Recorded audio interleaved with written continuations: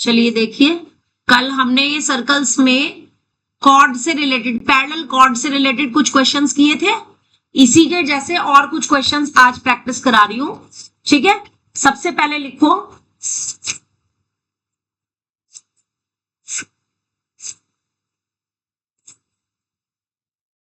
Question. एक ये extra questions है, एक्स्ट्रा क्वेश्चन है। फर्स्ट क्वेश्चन,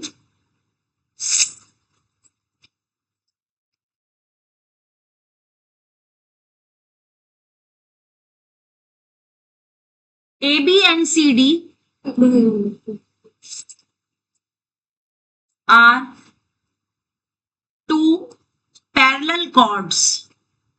पैरेलल मैंने वर्ड नहीं लिखा, देखो ध्यान दो, ये दो चीजें फॉर्मूला नोटबुक में लिख लो।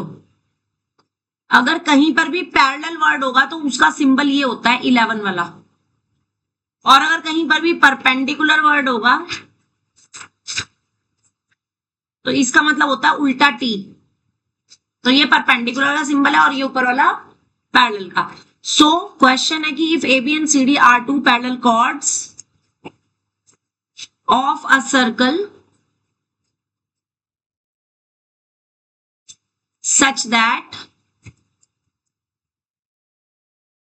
कि ए बी आपके पास 10 सेंटीमीटर है, सी डी आपके पास 24 सेंटीमीटर है।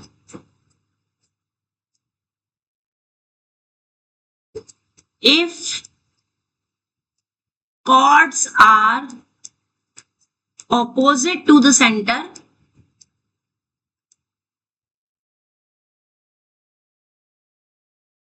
and the distance between them is 17 centimeter, find the radius of the circle। आप क्वेश्चन समझना कैसे करेंगे। हमने ये एक सर्कल बनाया, इसके अंदर हमें दो कॉर्ड्स ड्रॉ करनी है, जो कि एक तो सेंटर के ऊपर है और एक कॉर्ड जो है वो सेंटर के नीचे दे रखी है, जिनमें से एक कॉर्ड बड़ी और एक छोटी है। ये हमारा हो गया ओरिजिन, सेंटर। ठीक है, अब इसमें कौन सी कॉर्ड छोटी दे रखी है, ए बी और सी डी में से कौन सी कॉर्ड छोटी दे रखी है, ए बी। तो छोटे वाली कॉर्ड को मैं ए बी नाम दे दूंगी और इस पे लिख दूंगी 10, और सी और डी को बड़ी वाली कॉर्ड दे दूंगी और इस पे नाम लिख दूंगी 24। और इनके मिड पॉइंट को आपने ऐसे ज्वाइन करना है। तो इसका मिड पॉइंट सपोज आपने ले लिया P और इसका मिड पॉइंट सपोज आपने ले लिया Q। और जो आप कंस्ट्रक्शन करते थे सेंटर को दोनों एंड पॉइंट से मिलाने का, वो एज इट इज। और रेडियस वो पूछ रहा है तो रेडियस को हमने क्या ले लिया, R। डायग्राम बनाओ।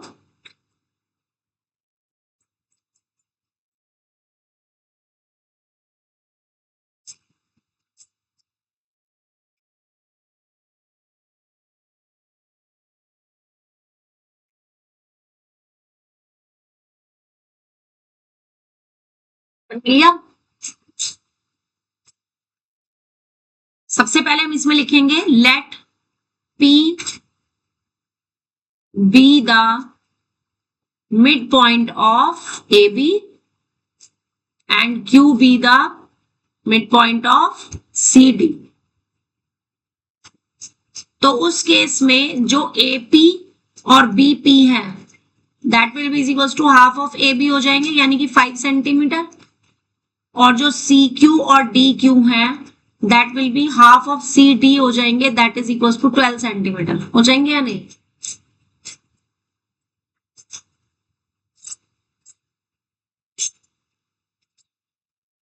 इतनी बात समझ आई या नहीं।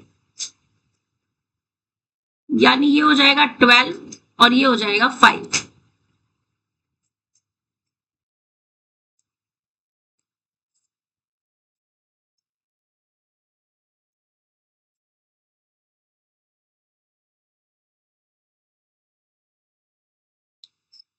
यानी ये 12 मैंने यहां अंदर लिख दिया और यहाँ पे 5 अंदर ट्राइंगल में। ठीक है, इतना समझ आ गया या नहीं? अब आपको पी क्यू टोटल पूरा का पूरा 17 सेंटीमीटर गिवन है। अगर मैं इसमें से किसी भी एक को, या तो ओपी को और या ओक्यू को लेट कर लूं कि लेट ओपी इज एक्स, तो जो ओक्यू की वैल्यू होगी वो 17 माइनस एक्स हो जाएगी या नहीं?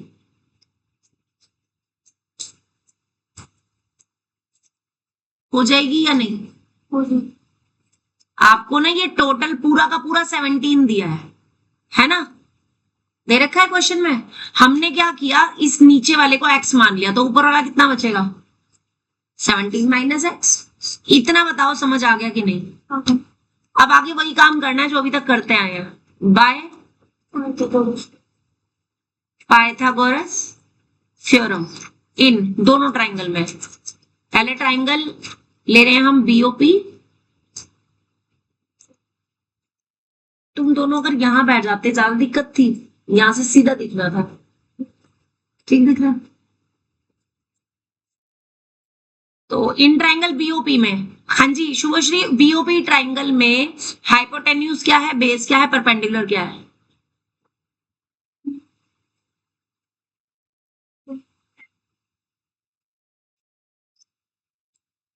ये ट्राइंगल है, इसमें हाइपोटेन्यूज क्या है, बेस क्या है, परपेंडिकुलर क्या है? 10 है। इस ट्राइंगल में 10 कहां आ रहा है? हाइपोटेन्यूज। हाइपोटेन्यूज किसको बोलते हैं? अच्छा चलो ये बताओ, 90 डिग्री एंगल के जो सामने की साइड होती है वो हाइपोटेन्यूज होती है। तो बताना इस ट्राइंगल में हाइपोटेन्यूज क्या होगा?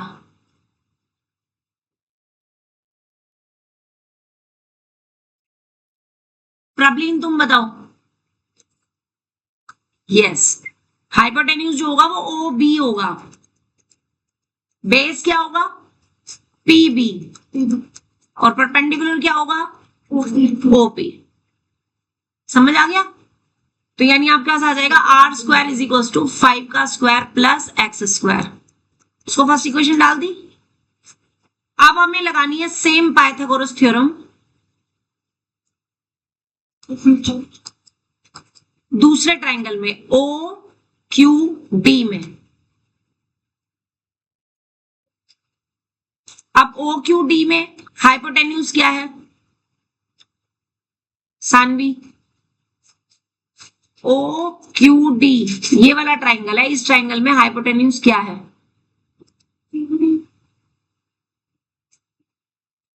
बेटे क्यूओडी तो ट्राइंगल का नाम है। हाइपोटेन्यूज कौन सी साइड होगी? ये होगी, ये होगी या ये होगी? बहुत बढ़िया। हाइपोटेन्यूज होती है 90 डिग्री की अपोजिट साइड। जो 90 डिग्री एंगल बनाने वाली साइड्स हैं वो एक बेस होता है, एक परपेंडिकुलर होता है। हाइपोटेन्यूज किसको बोलते हैं? जो 90 डिग्री की अपोजिट साइड है। कौन सी होगी? ओ डी होगी। तो ओ डी का square is equals to base कितना होगा? ओ क्यू परपेंडिकुलर है, क्यू डी हॉरिजॉन्टल जो होता है वो बेस होता है, परपेंडिकुलर जो होता है वो वर्टिकल होता है। ठीक है, तो परपेंडिकुलर कितना हो जाएगा? क्यू ओ का स्क्वायर। रखना वैल्यू कितनी आएगी? अब ओ डी की जगह क्या आ जाएगा? R square. क्यू डी की जगह क्या आ जाएगा? और इसकी जगह 17 माइनस एक्स का होल स्क्वायर। यहां तक सबको समझ आया या नहीं?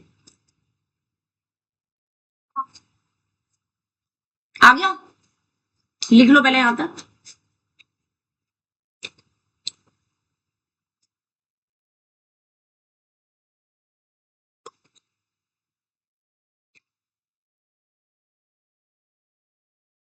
बोलू?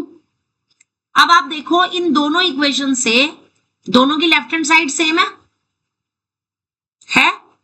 तो दोनों की जो राइट हैंड साइड है वो भी कैसी होगी? सेम होगी। तो आप क्या लिखेंगे?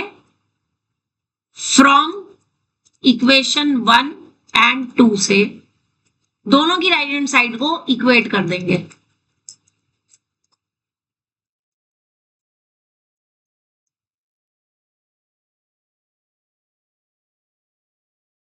प्रबलीन इसके कैलकुलेशन के स्टेप्स बोलो।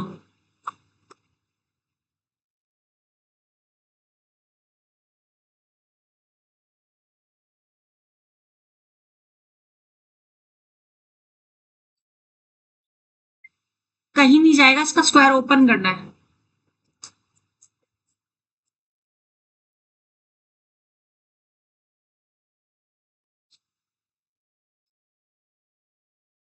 सेवनटीन का स्क्वायर 289 होता है,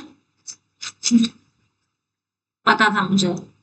यहां पर ये क्वांटिटी a माइनस बी के होल स्क्वायर से ओपन करनी है, यानी a स्क्वायर plus b square minus 2ab। ठीक है, अब बताओ क्या आएगा। प्लस एक्स स्क्वायर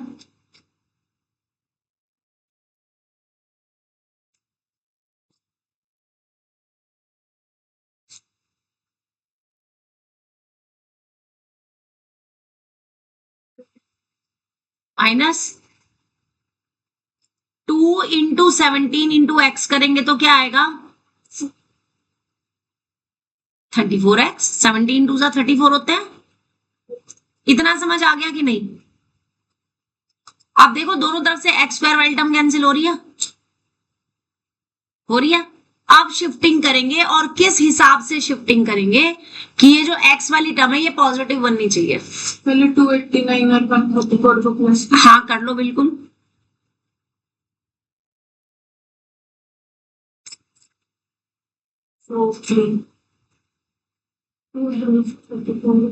अब इस माइनस वाली टर्म को इधर ले आओ और 25 को इधर ले आओ, तो माइनस का 34x जब लेफ्ट में आएगा प्लस हो जाएगा, और 25 जब राइट में जाएगा तो माइनस हो जाएगा। सिंप्लीफाई करके x निकाल के बताओ कितना आएगा।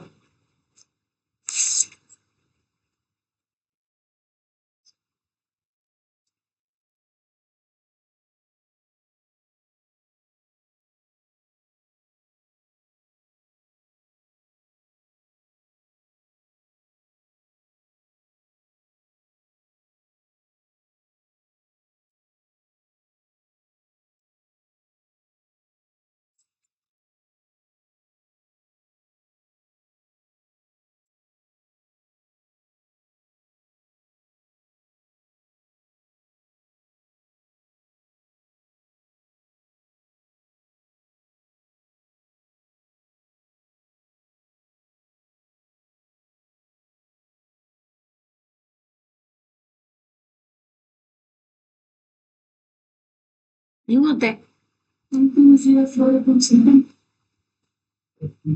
204 क्यों। 13 में से 5 माइनस होता है तो क्या बचता है 8 नहीं बचता। 408 अपॉन 34। हाँ अब किससे कट किया, पूरा ही कट हो रहा है। 34 से 408 पूरा डिवाइड हो रहा है।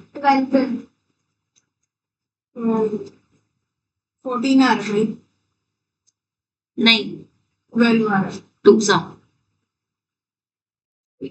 तो कितना आ रहा है 12 आ रहा है। आयुष कहाँ गलती, तुषार कहाँ गलती करी थी।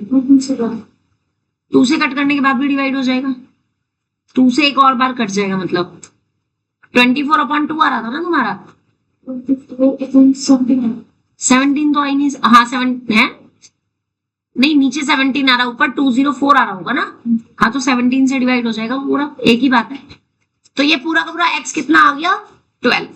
ठीक है, अब अगर ये मैं x की वैल्यू कहां पुट कर दूं, पुट इन 1 में, तो 1 में आर स्क्वायर कितना था 25 प्लस एक्स स्क्वायर था, तो x की जगह वैल्यू रखेंगे कितनी 12 का स्क्वायर, तो कितना बन जाएगा, बन जाएगा। तो यहां से रेडियस की वैल्यू कितनी आ जाएगी 13 साइड। बोलो क्वेश्चन समझ आया कि नहीं। अब अगर समझ आ गया है तो मुझे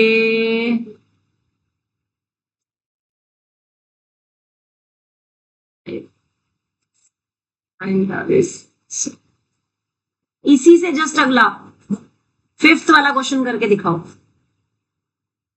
मैं लिख रही हूं यहाँ पे क्वेश्चन, राइट डाउन। ये इसमें नहीं है, गणित मंजरी का नहीं है, ये मैं अलग से दे रही हूं, ठीक है। कि A B and C D are to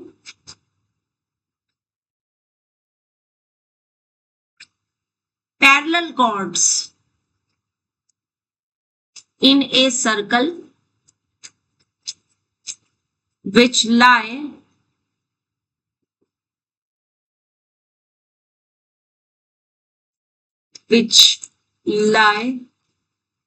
on the same side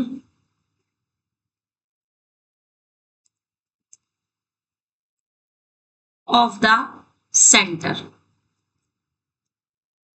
such that the distance between them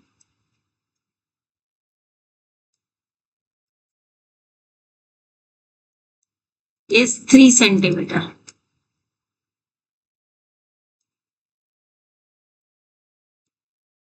If AB is equals to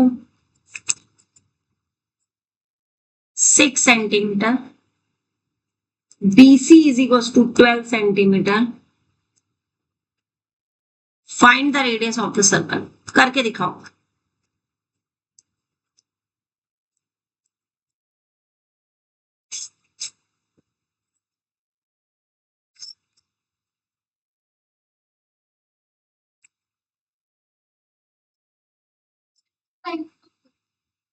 क्या इससे जैसे ही बनेगा उसका क्वेश्चन जैसे पिछले जैसा बनेगा लेकिन थोड़ा अलग। वो नीचे आ गया, सेंटर यहाँ पर है ना, तो दोनों की दोनों जो वो है कॉर्ड है, वो कहीं पे भी बना लो, चाहे तो दोनों ऊपर बना लो, चाहे दोनों नीचे बना लो, ऐसे बनेगा। लाइक ये ए बी है जिसकी वैल्यू जो है वो 6 है,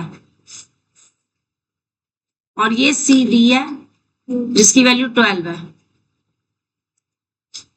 और हमने क्या किया, ओ से इनके मिड पॉइंट्स को ज्वाइन किया। मिड पॉइंट को एक को पी ले लेंगे और एक को क्यू ले लेंगे।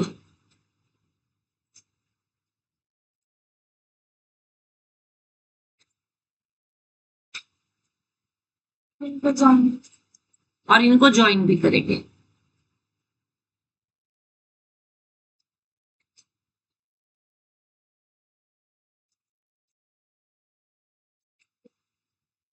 अब आप जरा ध्यान देना, यहाँ पे ना आपको 3 सेंटीमीटर क्या दिया हुआ है, वो पी क्यू की डिस्टेंस दे रखी है। P Q is equal to 3 centimetre दे रखा है। पहले तो वही लाइन आएगी, as P is the yes midpoint of A B, तो ए पी और बी पी दोनों इक्वल हो जाएंगे 6/2 यानी कि 3 सेंटीमीटर ईच, क्योंकि ए बी आपको 6 दे रखा था। अब बिल्कुल इसी तरीके से बी सी के लिए लिख करके C Q is equal to D Q की वैल्यू बताओ कितनी आ जाएगी। सेम इसी तरह से लिखना। हाँ,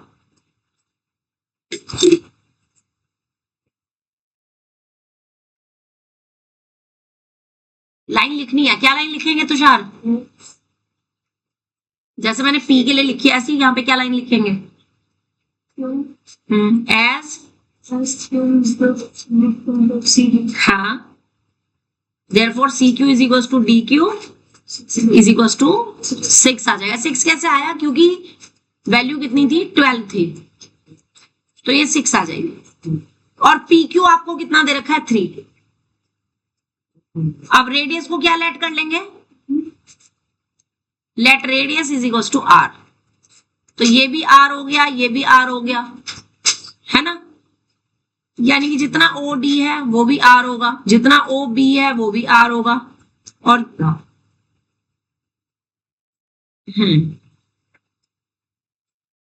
इतना समझ आया कि नहीं?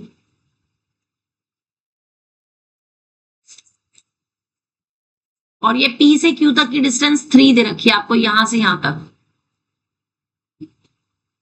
तो अगर मैं ओ क्यू को लेट कर लूं कि let O Q is equal to x,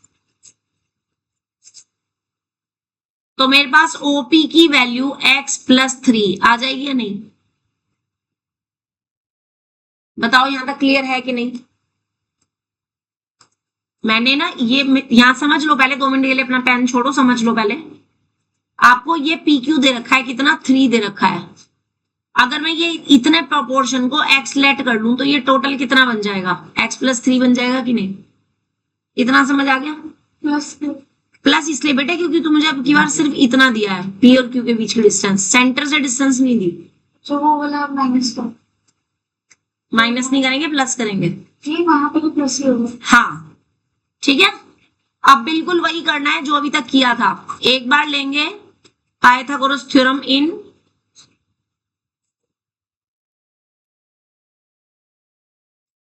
in triangle O D Q में, और एक बार लेंगे बाय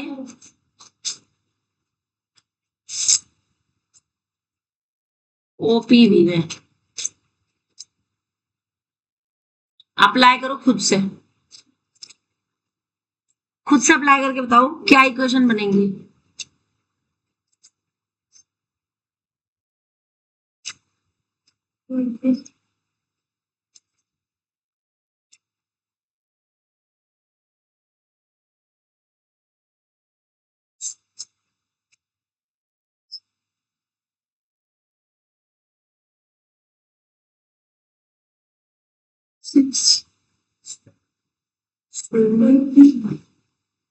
मन्नत तुम बताओ, इस ट्रायंगल में ओ डी क्यू में पाइथागोरस थ्योरम लगानी है। हाइपोटेन्यूज क्या है, बेस क्या है, परपेंडिकुलर क्या है?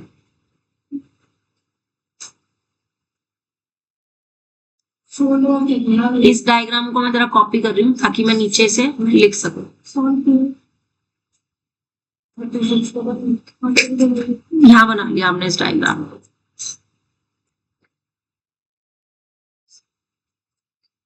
ठीक है, चलो जी अब बताओ मन्नत। हाइपोटेन्यूज है ओ डी, ठीक है, बेस है क्यू डी, ठीक है, परपेंडिकुलर है, बिल्कुल सही। ओडी की वैल्यू कितनी होगी?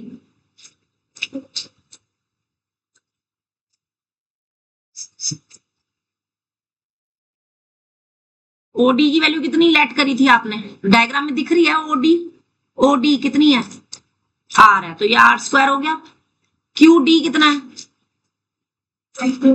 12 हो जाएगा। 12 क्यों होगा?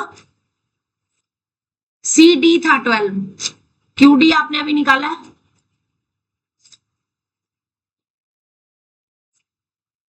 है ना, हाफ हो जाता है ना। यस, क्यू डी कितना हो गया? 6। ओ क्यू कितना है?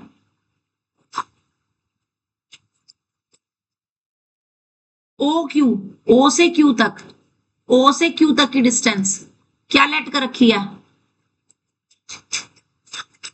ये पर्पल कलर से दिख रहा है, बड़ा करूं?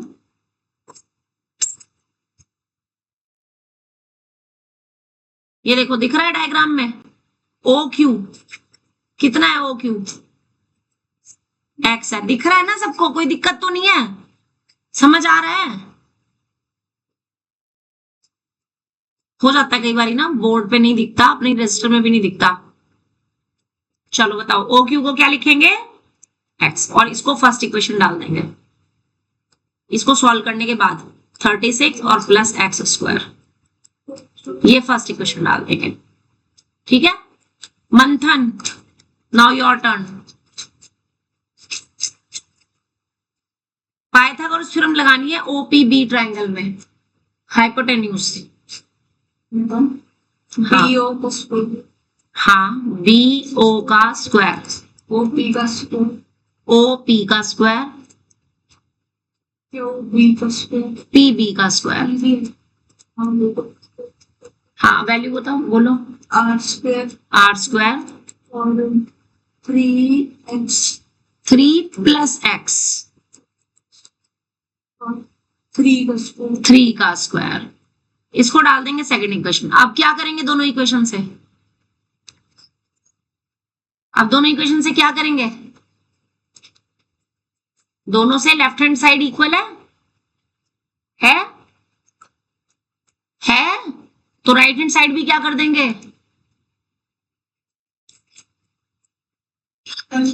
इक्वल कर देंगे। तो 36 प्लस एक्स स्क्वायर की वैल्यू 3 प्लस एक्स का होल स्क्वायर प्लस 3 का स्क्वायर आ जाएगी। 36 और plus x square as it is. Shubhashree मुझे इसका होल स्क्वायर खोल के बताओ क्या आएगा।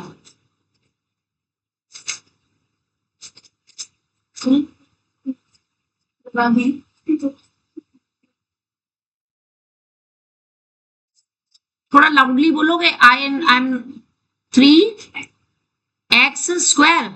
क्यों, कौन सी आइडेंटिटी लगा रहे हो तुम यहाँ पे इसका होल स्क्वायर खोलने के लिए, बताओगे जरा मुझे। a प्लस बी का होल स्क्वायर, बोलना जरा आइडेंटिटी क्या होती है। तो आपने ये अप्लाई करके बताया था मुझे, तो फिर कितना होता है,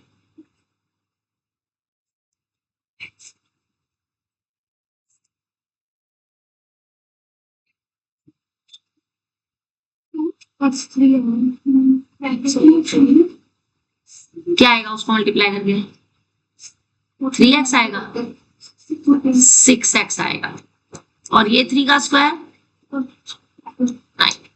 एक्स स्क्वायर से एक्स स्क्वायर कैंसिल, 9 और 6 को जब ऐड करेंगे तो 15 प्लस 6x आ जाएगा यहाँ पे, और यहाँ पे 36 है। अगले स्टेप में क्या करेंगे,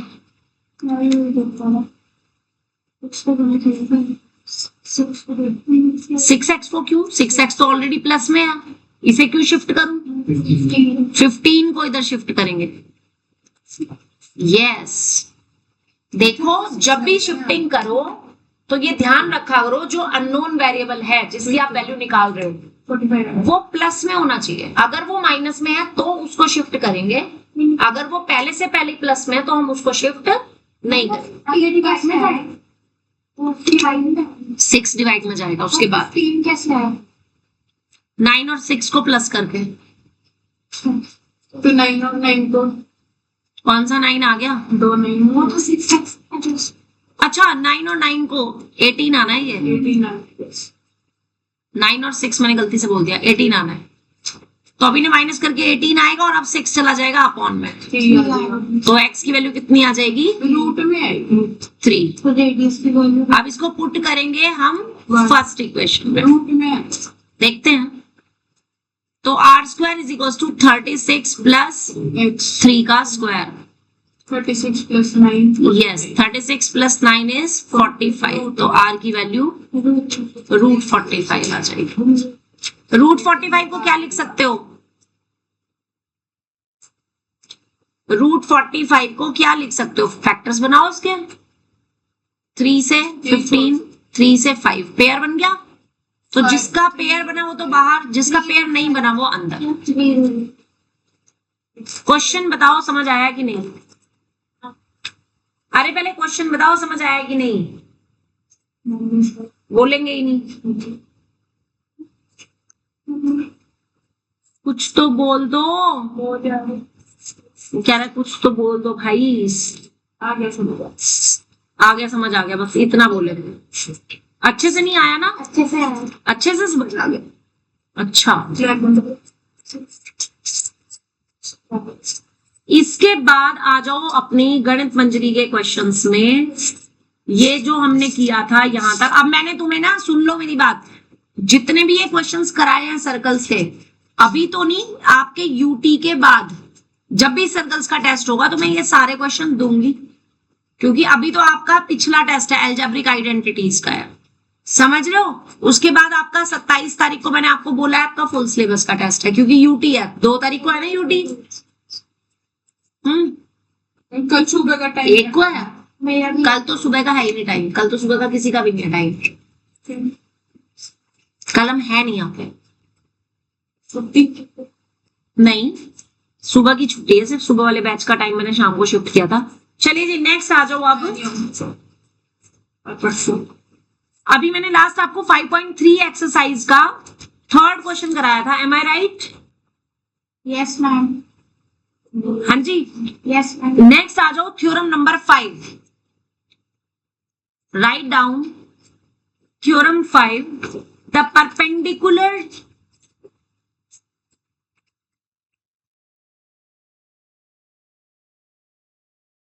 perpendicular from the center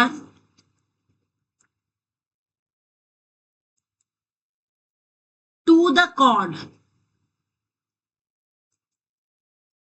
bisect the chord। अब हम इसको प्रूफ करेंगे। इससे पहले हमने क्या किया था कि अगर किसी भी सर्कल में कोई कॉर्ड के मिड पॉइंट को अगर हम सेंटर से ज्वाइन कर दें, है ना, मिड पॉइंट को अगर सेंटर से ज्वाइन कर दें तो वो जो लाइन सेगमेंट बनता है वो कॉर्ड पे परपेंडिकुलर होता है। यही किया था। अब की बार हमने उल्टा दिया। अब कह रहे कि अब हमने परपेंडिकुलर डाल दिया कॉर्ड पे। अब वो कह रहे कि परपेंडिकुलर आपने डाल रखा है, परपेंडिकुलर पहले से दे रखा है। अब आपको प्रूफ करना है कि ये परपेंडिकुलर कॉर्ड को बाइसेक्ट करेगा, यानी कि P जो है वो AB का मिड पॉइंट होगा। तो बेसिकली जो थ्योरम 5 हो गई, that is the converse of theorem 4। हो गई या नहीं? यस। थ्योरम 4 में मिड पॉइंट दे रखा था और मिड पॉइंट को ज्वाइन करने वाला लाइन सेगमेंट यानी OP को हमने परपेंडिकुलर शो किया था। यहां पर परपेंडिकुलर ऑलरेडी दे रखा है और हम शो करेंगे कि P पॉइंट AB को बाइसेक्ट करता है, यानी P पॉइंट जो है वो कॉर्ड का मिड पॉइंट है। समझ आ गया? ठीक है, तो गिवन में क्या लिखेंगे? गिवन में a circle with centre O, ठीक है, and AB is a cord in it. Circle में एक कॉर्ड है AB। और क्या दिया हुआ है कि OP हमने एक परपेंडिकुलर दे रखा है AB पर, ये गिवन है। और प्रूफ क्या करना है कि P will bisect the chord AB, यानी कि मुझे AP को BP के इक्वल दिखाना है। इतनी बात समझ आई? इतनी बात समझ आई कि क्या गिवन है और क्या प्रूफ करना है? यस। ठीक है, इसके बाद सेम वही हमने एक कंस्ट्रक्शन करनी है जो हमने थ्योरम 4 में भी की थी। हमने O को भी A से ज्वाइन करना है और B को भी O से ज्वाइन करना है। Join OA and OB using dotted lines. Only dotted lines जो भी कंस्ट्रक्शन करोगे that must be in dotted lines. और रूल जो हमने ट्राइंगल का बताया था आपको याद है? नहीं, यहां पर एक नया रूल लगेगा तो फॉर्मूला नोटबुक खोलो और उसमें पहले एक नया रूल लिखो।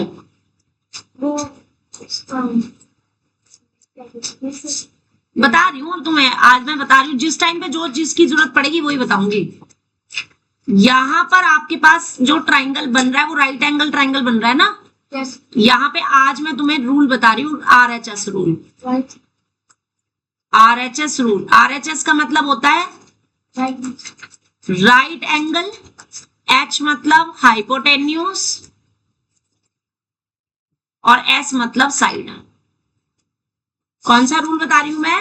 RHS rule. ये इन्होंने बहुत बड़ी गलती करी है, इन्होंने सर्कल्स वाला चैप्टर पहले दे दिया। ये चैप्टर हमेशा ट्राइंगल्स वाले चैप्टर के बाद होना चाहिए। बहुत गलत किया इन्होंने। अब मुझे सारे ट्राइंगल्स के वो रूल ना तुम्हें पहले यहाँ डायरेक्ट बताने पड़ रहे हैं जो कि ट्राइंगल्स वाले चैप्टर में हम प्रूफ करते हैं। छोड़ नहीं सकते ना, ये फर्स्ट बुक में है। अभी तो आपकी सेकंड बुक लग जाएगी हाफ ईयरली एग्जाम के बाद, पता है आपको? हाफ ईयरली में ये पूरी बुक आएगी आपकी सितंबर में, और एक और बुक लगेगी इसका सेकंड पार्ट, वो फाइनल में होगा, पता है आपको? So you are having a lot of syllabus, right? That's why I am telling you कि इसको साइड बाय साइड प्रैक्टिस करते रहना। अब देखो क्वेश्चन में होता क्या है। पहली बात, मैंने हाइपोटेन्यूज किसको बताया? What is the meaning of hypotenuse? Right angle जो राइट एंगल की अपोजिट साइड होती है ये हाइपोटेन्यूज होता है कि नहीं? तो इसमें ये हाइपोटेन्यूज होगा, ये भी हाइपोटेन्यूज होगा, ठीक है। और इन दो साइड में से कोई भी एक साइड इक्वल होनी चाहिए, या तो दोनों का बेस इक्वल हो या फिर दोनों की ये वाली साइड इक्वल हो, ठीक है। तो एक तो राइट एंगल इक्वल होना चाहिए, दूसरा हाइपोटेन्यूज इक्वल होना चाहिए, और तीसरी इन दोनों में से कोई भी एक साइड इक्वल होनी चाहिए। जैसे कि सपोज ये वाली साइड इसके इक्वल है, तो कौन से रूल से ट्रायंगल कॉन्ग्रुएंट हो जाते हैं? आरएचएस रूल से, है ना। अब आ जाओ इधर अपने क्वेश्चन में, ये लिख लिया पहले सबने आरएचएस रूल? फॉर्मूला नोटबुक में आरएचएस रूल लिखा? मन्नत ध्यान, यहां आरएचएस रूल लिख लिया कि नहीं? लिख लिया, सबने लिख लिया? स्लाइड कर दूं? ओके, अब आ जाओ क्वेश्चन पे। अब मेरे पास ये जो दो ट्रायंगल बने हैं, अब जरा ध्यान देना, इन दोनों ट्रायंगल में राइट एंगल ऑलरेडी मुझे गिवन दे रखा है, यस और नो? Speak loudly. यस दे रखा है। हाइपोटेन्यूज दोनों का जो है वो रेडियस है सर्कल की, ऑब्वियसली इक्वल होंगे। और जो ये बीच वाली साइड है, कौन सी? ये वाली, ये जो बीच वाली साइड है ये दोनों ट्रायंगल में कॉमन है, तो ऑब्वियसली सेम होगी। तो दोनों ट्रायंगल कौन से रूल से कॉन्ग्रुएंट बन जाएंगे? आरएचएस से। बात समझ आ गई? तो क्या लिखेंगे हम प्रूफ में? इन ट्रायंगल, अब नाम लिखने का तरीका सीखना।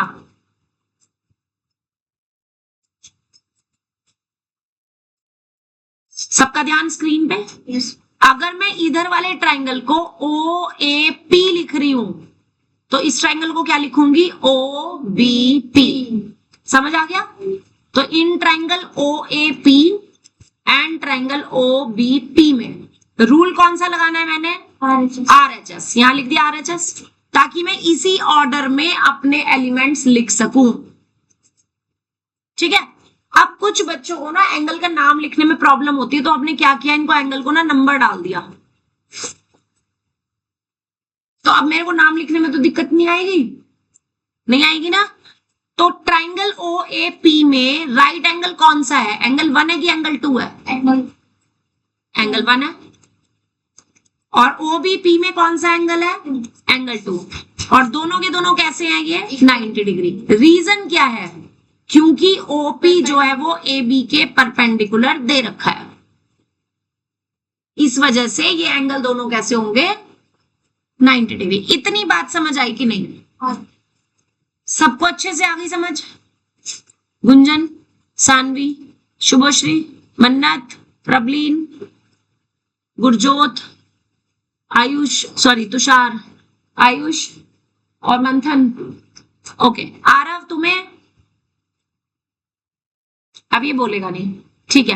हाइपोटेन्यूज की बात करते हैं। हाँ जी, मुझे बताओगे ओ ए पी वाले ट्राइंगल का हाइपोटेन्यूज क्या है? आर नहीं बोलना, क्या है? ओ ए है, क्या है? और ओ बी पी का ओ बी है, और दोनों के दोनों किसके इक्वल हैं? आर के इक्वल, क्योंकि ये रेडियाई है ऑफ द सेम सर्कल। तो हाइपोटेन्यूज भी सेम हो गए। और कौन सी साइड है जो कॉमन है दोनों ट्राइंगल में? ओपी। तो OP is equal to OP which is common. तो ये दोनों ट्राइंगल ओ ए पी और triangle O B P congruent हो जाएंगे। कौन सा रूल है? आरएचएस। ठीक है। प्रूफ क्या करना था मुझे? यहां ध्यान दो, प्रूफ क्या करना था? टू प्रूफ में क्या लाइन थी? AP इज इक्वल टू, बस वही लाइन मुझे यहां पे लिखनी है। तो implies that AP is equal to BP by CPCT। Implies that AP is equal to BP by CPCT। Saanvi CPCT की क्या फुल फॉर्म बताई थी? देख के नहीं बतानी, किसको याद है? किसको याद है सीपीसीटी की फुल फॉर्म? बस किसका है? बाहर जाके मन्नत, सीपीसीटी की क्या फुल फॉर्म बताई थी?